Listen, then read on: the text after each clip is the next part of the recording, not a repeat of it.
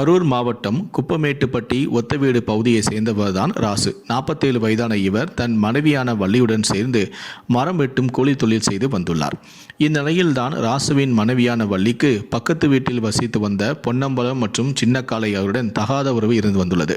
இவர்கள் மூவரும் அடிக்கடி தனிமையில் சந்தித்து உல்லாசமாக இருந்து வந்துள்ளனர். சம்பவத்தன்று வள்ளியை தேடி இருவருமே வீட்டுக்கு வந்து உல்லாசமாக இருந்துள்ளனர். அப்போது திடீரென வீட்டுக்குள் ராசு வந்திருக்கிறார். இவர்கள் மூவருமே ஒன்றாக இருப்பதை பார்த்து அதிர்ச்சி அடைந்து அவர் சத்தம் போட்டிருக்கிறார்.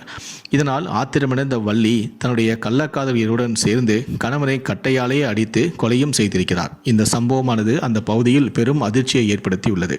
தகவலின் அடிப்படையில் கிராமத்திற்கு வந்த போலீசார் ராசுவின் உடலை கைப்பற்றி மருத்துவமனைக்கு அனுப்பி வைத்தனர். ஆனால் அப்போது ஆம்புலன்ஸை மறித்த கிராம மக்கள் ராசுவின் மனைவியான வள்ளியை முற்றுகையிட்டு வாக்குவாதத்திலும் ஈடுபட்டனர்.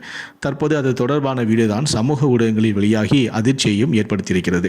இந்த சம்பவத்தால் அந்த பகுதியில் பெரும் பரபரப்பும் ஏற்பட்டிருக்கிறது.